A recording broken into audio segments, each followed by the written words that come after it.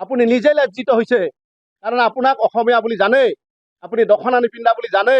গতিকে আপোনাৰ এই মন্তব্যই আপোনাক কিন্তু যথেষ্ট তললৈকে নামাইছে। অবড়ো ৰাইজৰ স্বাৰ্থত, অবড়ো ৰাইজৰ কাৰণে অবড়ো ৰাইজ সদায় আছে। আপুনি পাহৰি নাযাব, আপুনি পাহৰি নাযাব আপোনাৰ ঘৰৰ সন্মুখত মনোজ দাস শ্বহীদ কিয় হৈছিল। আপুনি পাহৰিব পাৰে নেকি? মনোজ দাস কিহৰ কাৰণে শ্বহীদ হৈছিল? এই অবড়ো জাতিৰ কাৰণে মাত মাতাৰ কাৰণে এই মনোজ দাস কিন্তু শ্বহীদ হৈছিল আপোনাৰ ঘৰৰ সন্মুখত। মোৰ লাজ লাগিছে আপোনাক দেখি, যোৱাকালি আপোনাক দেখি লাজ লাগিছে যে এনেকুৱা মন্তব্য আপুনি দিব বুলি মই ভাবা নাছিলো। আপোনাৰ ইউপিপিএল কৰক, আমি বেয়া নাপাওঁ, ৰাজনৈতিকভাৱে অধিকাৰ আছে, আপুনি ইউপিপিএল কৰক, কোনোবা অসমীয়া মানুহে যায় বিপিএফ কৰক, আমাৰ তাত ক'বলগীয়া নাই। কিন্তু সঁচা অৰ্থত যদি জাতিৰ কাৰণে কলংকিত হৈ যদি মন্তব্য দিয়ে, আপোনাকো কিন্তু সোধাই নেৰে অসমীয়া জাতিয়ে, অনাবড়ো ৰাইজে সোধাই নেৰিয়ে। কাৰণ ইয়াৰ প্ৰত্যাহ্বান অবড়ো জাতিয়ে ইয়াৰ আগতে দি আহিছো। আপোনাৰ সন্মুখত, আপোনাৰ চোতালত অবড়োৰ ৰাইজে হাজাৰ হাজাৰ মানুহ গৈ তাত প্ৰত্যাহ্বান জনোৱা হৈছে। আপোনাৰ মনত পৰে নে নপৰে নাজানো। গতিকে আপুনি সচেতন হওক, সজাগ হওক। এই প্ৰত্যাহ্বান আপুনিও যদি পাৰে আমাক দেখুৱাওক। যোৱাকালি যিবিলাক মহিলাক আপোনালোকে লৈ গৈছিল, সেই মহিলাসকলে আমাক কৈছে আপোনালোকে যে তাত গোটবিলাকক মাতিছিল টকা দিম বুলি, পইচা দিম বুলি, আৰু তাক পইচা টকা নিদিয়ে আপোনালোকে কৰিছে কি, প্ৰেছ মিটত ব্যৱহাৰ কৰিছে। সেইবিলাক মহিলাই কিন্তু আমাক আহি কৈছে যে জন দাস ডাঙৰীয়াৰ কাৰণে এনেকুৱা প্ৰেছ মিট দিব বুলি আমি ভবা নাছিলো, আমাক মাতিছিল এই ধৰণৰ। আপোনাৰ লাজ লগা নাই? আপুনি এজন খাঁটি অসমীয়াৰ ছোৱালী, আমাক দেখিয়ে লাজ লাগিছে যে অবড়োৰ কাৰণে আপুনি ইমান শত্ৰুতা কৰিব পাৰিব।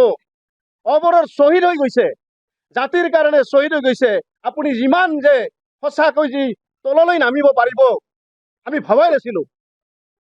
আপুনিতো বড়ো নহয়, আপুনিতো বড়ো নহয়। গতিকে এজন ব্যক্তিক আপুনি দেখুৱাই দিব লাগিছিল যে দখনা পিন্ধা মহিলাই যদি অবড়োৰ কাৰণে এনেকুৱা জাতিদ্ৰোহী মন্তব্য দিলেহেঁতেন আমি ভাবিলো সঁচাকৈ যে বড়ো অবড়ো সংঘাত আছে। কিন্তু আপুনি কিয় দিছে? ৰাকেশ ব্ৰহ্ম ডাঙৰীয়াৰ পৰা আপুনি কিমান টকা লৈছে এনেকুৱা মন্তব্য কৰাৰ কাৰণে? আপুনিও সাজু হওক। জন দাস ডাঙৰীয়াক যেনেকৈ কৈছে আপুনি ঘৰ ঘেৰাও কৰিম বুলি, আপোনাৰ তাতো আপুনি 10 কৈছে, আপুনি 20ৰ পৰা 30,000 মহিলা লৈ আপোনাৰ ঘৰ ঘেৰাও কৰিম বুলি আমিও ৰেডি হৈছো। আপুনি সজাগ হওক, আপুনিও সজাগ হওক। গতিকে ৰাইজ, এই বিটিচি ৰাইজে কেতিয়াও ভুল নাযায়, জানে যে অবড়োৰ কেইজনমান লিডাৰক তেখেতসকলে টকা পইচা লৈ যাই বিক্ৰী কৰিব বুলি আমিও সচেতন হৈ আছো। গতিকে অবড়ো ৰাইজে জানে, 22 লাখ অবড়ো ৰাইজে জানে যে ইয়াত কেনেকুৱা এটা চক্ৰান্ত চলিব, ৰাজনৈতিকভাৱে কেনেকুৱা ষড়যন্ত্ৰ চলিব। গতিকে এই অবড়ো ৰাইজে জানে। তথাপিও কিন্তু অবড়ো ৰাইজে বিচলিত হোৱা নাই। অবড়ো জাতিৰ কাৰণে সদায় মাত মাতিব, অবড়ো ৰাইজৰ কাৰণে সদায় থাকিব। অবড়ো জাতিৰ স্বাৰ্থত, মাটিৰ স্বাৰ্থত, ভাষাৰ স্বাৰ্থত সদায় আন্দোলন কৰিম, সদায় মাত মাতিম, আৰু তেজ থকালৈকে আমি আন্দোলন কৰিম প্ৰয়োজন হলে। এইখিনি মোৰ ক'বলগীয়া। সংবাদ মাধ্যম ডাঙৰীয়াসকললৈ আমি ধন্যবাদ জনাইছো। আজি বিশেষভাৱে আমি এটা প্ৰেছ মিটৰ আয়োজন কৰিব লগা হ'ল। যে যোৱাকালি আমি এটা নিউজ পালোঁ যে মুছলপুৰ সমষ্টিৰ যে ৰাকেশ ব্ৰহ্ম ডাঙৰীয়াই বিটিচিৰ EM পৰহিয়ে জন দাস ডাঙৰীয়া নামৰ ব্যক্তি এজনে, অবড়ো নেতা এজনে, তেওঁৰ এগেইনষ্টে কেইটামান তথ্য ভিত্তিক প্ৰমাণ দাঙি ধৰিছিল সংবাদ মাধ্যমত। আৰু তাকেই ভিত্তি কৰি যোৱাকালি তেখেতেই মুছলপুৰ চহৰত মহিলাসকলক মাতি আনি তেওঁ এটা ধৰ্ণা কাৰ্যসূচী লৈছিল। প্ৰেছ মিটৰ যোগেদি আমি দেখিবলৈ পাইছিলোঁ যে জন দাস ডাঙৰীয়া তেখেতে কৈছে, মহিলাগৰাকীয়ে কৈছে যে জন দাস ডাঙৰীয়াই কোনো ধৰণৰ অবড়োৰ নেতা নহয়, জন দাস ডাঙৰীয়াই অবড়োৰ কাৰণে মানে দালাল সদৃশ বুলি তেওঁ যিটো মন্তব্য দিছে তাক আমি প্ৰতিক্ৰিয়া কৰিছোঁ অবড়ো ৰাইজৰ স্বাৰ্থত, অবড়ো জাতিৰ স্বাৰ্থত। গতিকে আমি তেখেতক এটা প্ৰত্যাহ্বান জনাবলৈ খুজিছোঁ আজি এই প্ৰেছ মিটৰ যোগেদি, যে তেখেতে যি মন্তব্য দেখিছোঁ, যে তেখেতে যি মন্তব্য কৰিছে প্ৰেছৰ আগত, যে আমি তেখেতক এইবাৰ প্ৰত্যাহ্বান জনাবলৈ খুজিছোঁ যে ৰাকেশ ব্ৰহ্ম ডাঙৰীয়াই তেওঁক যিটো কথা কৈছিল যে জোনদাস ডাঙৰীয়াৰ এগেইনষ্টে 10,000 মানুহ লৈ তেওঁৰ ঘৰ মানে ঘেৰাও কৰিব, মহিলাসকলক লৈ যায়, যে সেইগৰাকী মহিলাক আমি প্ৰত্যাহ্বান জনাবলৈ খুজিছোঁ আজি এই মঞ্চৰ জৰিয়তে, এই প্ৰেছ মিটৰ জৰিয়তে, যে অবড়ো ৰাইজ আজিও মৰি যোৱা নাই, অবড়ো ৰাইজৰ ভেটি আজিও সুদৃঢ় হৈ আছে, অবড়ো ৰাইজৰ স্বাৰ্থত জোনদাস ডাঙৰীয়া আজিও আছে। গতিকে BTCৰ 22 লক্ষ মানুহৰ কাম অবড়োৰ কাৰণে আজি জোনদাস ডাঙৰীয়া মাত মাতি আছে, তাক কেতিয়াও অবড়ো ৰাইজে পাহৰিব নোৱাৰে। গতিকে সেইগৰাকী মহিলাক মই প্ৰশ্নবোৰ কৰিব খুজিছোঁ যে ৰাকেশ ব্ৰহ্ম ডাঙৰীয়াৰ আপুনি এজেণ্ট, কিমান টকা লৈ আপুনি ৰাকেশ ব্ৰহ্ম ডাঙৰীয়াৰ হকে এই প্ৰেছ মিট দিছি? গতিকে আপুনি এজন অবড়ো নেতা নহয় নেকি? আপুনি অবড়ো একজন মাতৃ নহয় নেকি? অবড়ো একজন আপুনি মাইকী নহয় নেকি? যদি সঁচাকৈ অবড়ো আপোনাৰ যদি তেজ আছে তেনেহ'লে এই মন্তব্যৰ পৰা আপুনি বিৰত থাকক। কাৰণ আমি অবড়ো ৰাইজে এতিয়া সজাগ, অবড়ো ৰাইজে কিন্তু সজাগ। অবড়োৰ ভেটি আপুনি নাভাবিব কেইজনমান মহিলাক লৈ গৈ UPPLৰ ডাঙৰ নেতা হোৱাৰ কাৰণে আপুনি যি প্ৰেছ মিট দিছি তাক আমি প্ৰত্যাহ্বান জনাইছোঁ। আপোনাৰ কাৰণে আমি এতিয়া জাতিটোৱে লাজ পাইছোঁ। অবড়োৰ নেতাৰ কাৰণে আপুনি বিদ্ৰোহ মন্তব্য দাঙি ধৰিছে। আপুনি যেনেকৈ কথা কৈছে অবড়োৰ জাতিৰ মাতৃসকলে আপোনাক ঘৃণা কৰিছে। কাৰণ আপুনি এজন সঁচা অৰ্থত যদি অসমীয়া হয়, সঁচা অৰ্থত যদি অনাবড়ো হয়, আপুনি এই কথা ক'ব নোৱাৰে। কাৰণ জাতিৰ কাৰণে, অবড়োৰ জাতিৰ কাৰণে, অবড়ো মাটিৰ কাৰণে, অসমৰ অবড়োৰ ভাষাৰ কাৰণে বহুত কিন্তু শ্বহীদ হৈছিল। সেই কথা আপুনি পাহৰি নাযাব। আপোনাৰ ঘৰৰ কাষৰ মনোজ দাস ডাঙৰীয়া শ্বহীদ হৈছিল অবড়োৰ কাৰণে, অবড়োৰ কাৰণে মাত মতাৰ কাৰণে মচলপুৰ চহৰত শ্বহীদ হৈছিল। আৰু সেই কথা আপুনি পাহৰি নাযাব। আপুনি আজি দম্ভালি মাৰি কৈছে যে মই দখনা পিন্ধা নাই। সঁচা কথা, আপুনি দখনা পিন্ধিব নালাগে, কিন্তু অবড়োৰ যদি আপুনি ক্ষতি কৰে সেইটোকে আপোনাক বুজাব যে আপুনি দখনা পিন্ধিছে। ৰাকেশ ব্ৰহ্ম ডাঙৰীয়াৰ জোনদাস ডাঙৰীয়াই যি কথা কৈছিল আইনী প্ৰক্ৰিয়াৰ মাজে যাব পাৰে।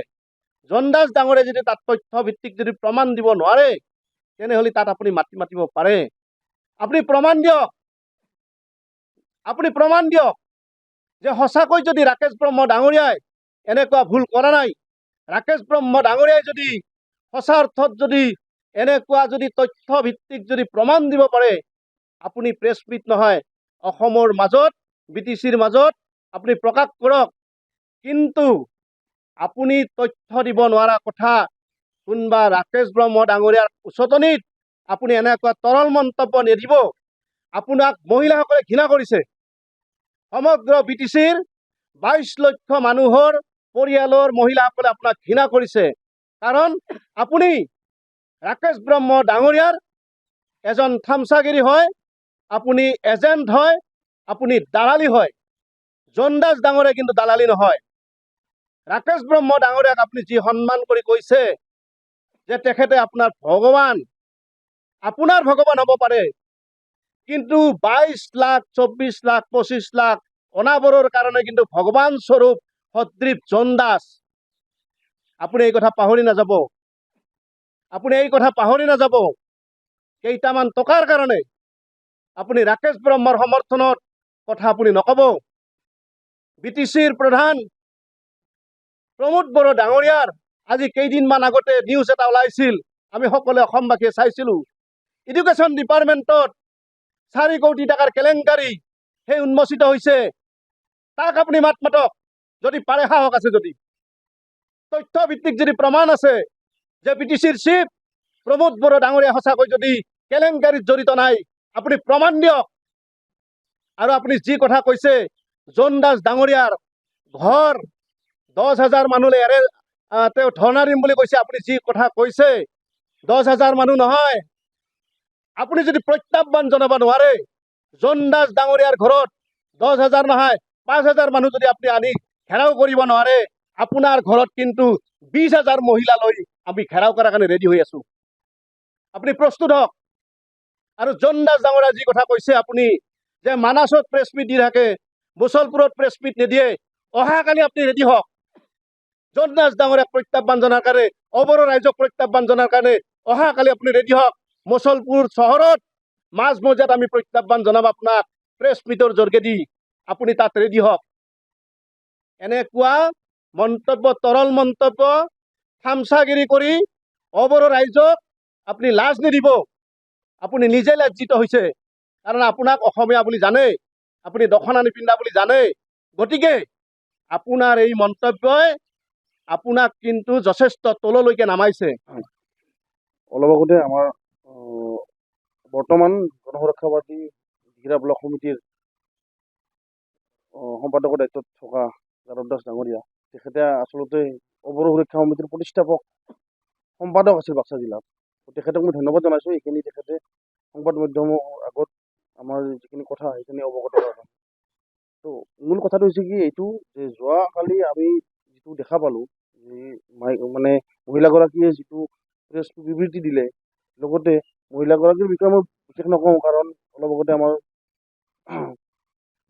যাদৱ দাস ডাঙৰীয়াই অলৰেডি কৈ দিলে। তথাপিতো মই ছেকেণ্ড কথাটো কওঁ, যিখিনি আমাৰ অবৰো সুৰক্ষা সমিতিৰ সম্পাদক জোনদাস ডাঙৰীয়াই যিখিনি তথ্যভিত্তিক UPPL দলৰ সন্মানীয় EM ৰাকেশ বৰ্মা ডাঙৰীয়াৰ যিখিনি তথ্যভিত্তিকভাৱে প্ৰমাণ দিছিলে যে তেখেতে দুৰ্নীতিৰ লগত জড়িত হৈ আছে নে নাই, তো মই এইখিনি কথা ক'ব খুজিছোঁ এতিয়া হৰেকৃষ্ণ পাঠকক।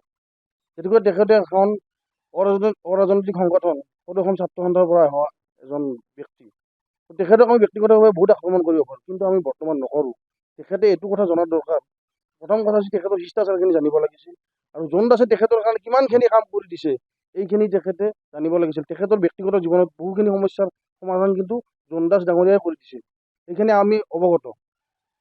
তো কথাটো হৈছে কি, তেখেতে যিখিনি যোৱাকালি প্ৰেছমিট দিলে, প্ৰেছমিটত আচলতে কৈছে কি, কোনো ধৰণৰ যিটো ৰাকেশ বৰ্মাক যিটো প্ৰত্যাহ্বান আমাৰ জোনদাস ডাঙৰীয়াই জনাইছিল, সেই প্ৰত্যাহ্বানৰ তেখেতে কাউণ্টাৰটো কি দিলে? কোনো ধৰণৰ সিহঁতৰ হাতত প্ৰমাণ নাই, তথ্য নাই। এনে বেবেৰিং বা কিবা কিবি কৈ ৰাইজৰ মাজত বিভ্ৰান্তি কৰাৰ কাৰণে আপুনি কি ধৰণৰ নেতা? আচলতে হাঁহি উঠিছে আপোনাক। আপুনি নহয় পিপিএল, আচলতে পলিটিক্সত আপোনাৰ এইখিনি সাম্যক জ্ঞানখিনি হয়তো নাই, সেইখিনি আমি অনুভৱ কৰিছোঁ। আৰু যদি সেইখিনি আপোনাৰ নাই, তেতিয়াহ'লে আমাৰ মাজলৈ আহক, আপোনাক শিকাই দিম। শিকাই দি আপুনি UPPL কৰক, আমাক ক'ব লগা একো নাই। সকলোৰে অধিকাৰ আছে। সংবিধানত এইটো আছে কি, যাই যিটো দলত কাম কৰিব খোজে পলিটিকেল পাৰ্টিত, এইটো কৰক, আমি ক'ব লগা একো নাই।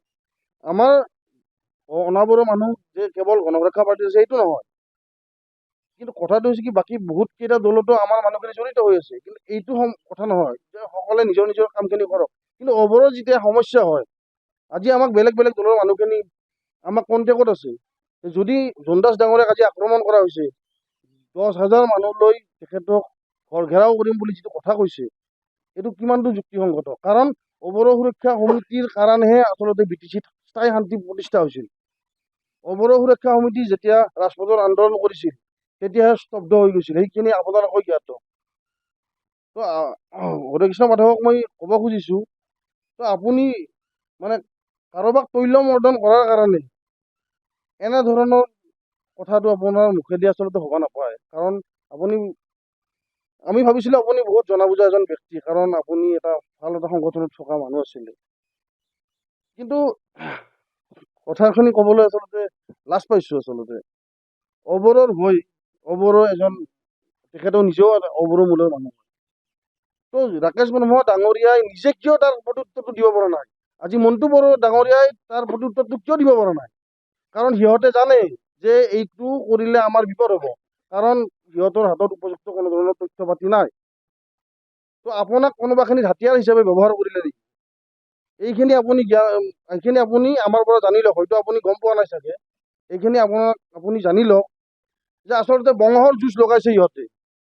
আমাৰ মাজতে আমাৰ মহিলাক মাতি নি সিহঁতে আমাৰ মাজত এখন কাজিয়াৰ সৃষ্টি কৰিব বিচাৰিছে, কিন্তু সিহঁতে ক'ব পৰা নাই, কাৰণ সিহঁতে জানে। আৰু যিটো কথা সিহঁতে কৈ আছে প্ৰমোদ বড়োৰ দিনত স্থায়ী শান্তি হৈছে, এয়া নেকি স্থায়ী শান্তি? কোনোবাই তথ্য সহকাৰে যদি দুৰ্নীতিৰ কথা উদঙায়, তেতিয়া তেখেতৰ ঘৰ ঘেৰাও কৰে। এইটো কেনেধৰণৰ শান্তি? প্ৰমোদ বড়োৱে আচলতে গুণ্ডাৰাজ চলাইছে নেকি? সন্মানীয় প্ৰমোদ বড়ো ডাঙৰীয়াক মই এইটো আহ্বান জনাওঁ, তেখেতসকলৰ দলৰ যিখিনি কৰ্মী আছে সেইখিনিক তেখেতে এটা জ্ঞান দিয়া দৰকাৰ। যোৱা কিছুদিন আগতে এটা প্ৰেছ মিট পাইছিলোঁ। এই প্ৰেছ মিটত মানে এনেকুৱা ধৰণৰ মানে বেলেগ এজন নেতাক এনেকৈ আক্ৰমণ নকৰে। আক্ৰমণ কৰিব লাগিলে এটা শালীনতা ৰাখি আক্ৰমণ কৰিব লাগে, সেইটো জনা দৰকাৰ। যিজন EM-এ তেনেকুৱা ধৰণৰ কৰিছে তেখেতক মই কৈছোঁ, সন্মানীয় ৰাকেশ ব্ৰহ্ম ডাঙৰীয়া, তো আপুনি এইখিনি জনা দৰকাৰ যে এটা সংবাদ মাধ্যমক সম্বোধন কৰি আপুনি মানুহৰ লগত এই কাজিয়া নহয়, কিন্তু এই যে ৰাজপথত কাজিয়া লাগে এইটো নহয়। আপুনি ভাল ভাষাৰে ভাল কথাৰে আপুনি আক্ৰমণ কৰক, তাত ক'বলগীয়া নাই। কিন্তু কোনোবাই গাহৰিৰ মাংস খাইছে, কোনোবাই মদ খাইছে, ব্যক্তিগত জীৱনত আপুনি কিয় কৈছে? আপোনাৰতো ব্যক্তিগত জীৱনত আমি সোমোৱা নাই। গতিকে সদশেষত মই এটাই কথা কওঁ, যিগৰাকী মহিলাই যোৱাকালি বাইট দিছিলে সেই বাইদেউগৰাকী, তৰুলতা বাইদেউগৰাকী আৰু লগতে হৰে কৃষ্ণ পাঠক ডাঙৰীয়া, আপোনালোকক কওঁ যে BTC-ত এতিয়াও অবৰৰ শক্তি শেষ হৈ যোৱা নাই। অবৰ সুৰক্ষা সমিতিৰ গৰ্ভত জন্ম লাভ কৰিছিল গণসুৰক্ষা পাৰ্টি, কিন্তু গণসুৰক্ষা পাৰ্টি এতিয়া ইমানো দুৰ্বল হৈ যোৱা নাই, ডেকা শক্তি এতিয়া জাগিছে। আজি আপুনি কৈছে 10,000 মানুহলৈ আপোনালোকে জোনদাস ডাঙৰীয়া ঘৰ ঘেৰাও কৰিব। যদি নোৱাৰে, যদি পাৰে দেখাই দিয়ক, আপোনালোকে 10,000 নহয় 2,000 মানুহলৈ দেখাই দিয়ক। যদি নোৱাৰে, এইবাৰ BTC-ত ডেকা শক্তি জাগিছে, আপোনালোকৰ ঘৰত 20-30 হাজাৰ মানুহ লৈ আমি আপোনালোকৰ ঘৰ ঘেৰাও কৰিম। দ্বিতীয়বাৰ আপুনি BTC-ত সোমাব নোৱাৰে, এইখিনি মই সকীয়াই দিছোঁ। যিকোনো খবৰৰ বাবে যোগাযোগ কৰক 7099017330 লগতে 7099017110 নম্বৰত।